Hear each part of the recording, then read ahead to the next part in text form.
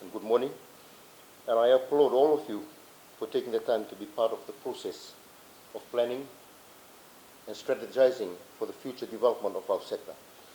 Our primary motivation, ladies and gentlemen, should be to improve the circumstances and livelihoods of our Fijian men, women, and youth who live in rural areas and depend on agriculture for their livelihoods. I would like to emphasize 2 points here this morning. First, the draft policy document before you, or that you will be discussing today, is an outcome of a process. Secondly, we have to make sure that it is aligned with our national policy and sectoral strategies. Ladies and gentlemen, you will recall that the last policy document for the overall agricultural sector was the Fiji 2020 policy agenda, but this became outdated in the year 2020. Since then, our Economic Planning and Statistics Division has been working towards a new document, and we have been helped in this process with the technical assistance from the European Union-funded Technical Assistance Project that sits within the Ministry of Agriculture and Waterways. Although there is a need for a new policy document, and the need was seen some time ago, the focused work to bring out a draft policy document for your consideration got underway in June last year. So it has been some time from 2020 to 2023 when the actual work started. But nevertheless, we've started and we are gladly on our way now to trying to complete and confirm this document. So far, we have had 6 workshops, and in these workshops, we have looked at a few thematic areas that could contribute to the development of this policy document. And these thematic areas, ladies and gentlemen, were the role of the state in agricultural development, promoting modernization and innovation in agriculture, encouraging sustainable use of resources, and nurturing commercial agriculture, and supporting social inclusion in agriculture. So for the first 5 workshops that were carried out to draft that policy document, in fact 5 workshops were first carried out to draft the policy document, and then a 6th workshop was also carried out to receive feedback on the draft document. The draft document that we have here for your consideration today, ladies and gentlemen, is the output of that process, or those processes. So ladies and gentlemen, agriculture is a very important sector in the economy given its contributions to foreign exchange earnings and rural livelihoods, and its importance in the diet and culture of our people. However, we must also recognize that agriculture is intertwined with a range of other sectors and players, and we must all work together to improve the circumstances and livelihoods of Fijian men, women, and youth who live in rural areas and depend on agriculture for their survival.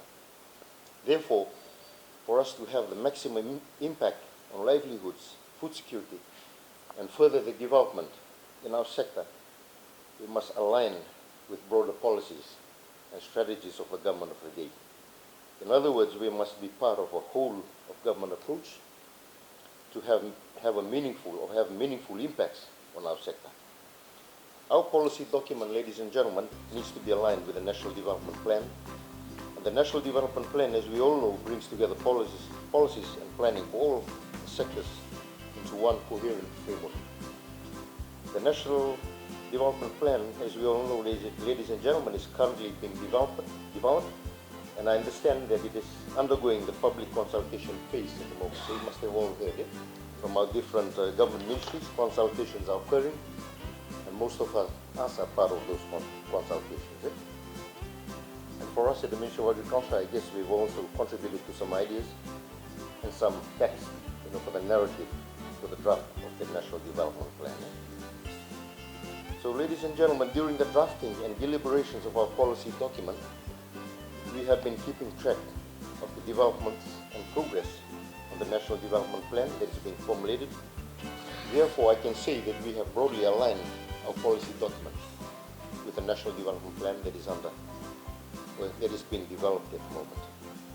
Our draft policy document before you is is largely in agreement also with our strategic development plan for the year 2024 to 2028. And this, as I mentioned earlier, was launched towards the end of last year. And again, we thank the European Union funded technical assistance for assisting us to put out and confirm and put out that document. So today's session is a very important one, ladies and gentlemen, as we have invited representatives from the private sector and our farmers, processors and others, as well as the senior staff in the ministry, as well as from other relevant ministries and agencies of the government. So it is very important to have your views and comments concerning the document that we are trying to confirm today. This sector policy document needs to take a whole of government approach, as I mentioned earlier, if it is to navigate the complex interrelationships and interdependencies among the many sectors of our economy. This session today and your participation will highlight the need for a whole of sector approach to address the challenges and future direction of our sector. And we hope to assemble in this room today a critical mass of knowledge and a diversity of interests and experiences that will make this policy document meaningful. This policy document must confront the challenges and provide directions to sustainably improve the circumstances and livelihoods of the men, women and youth who live in our rural areas and depend on agriculture for their livelihoods. So ladies and gentlemen, with those words, I wish you all the best in your deliberations today. And we and thank you very much to everyone.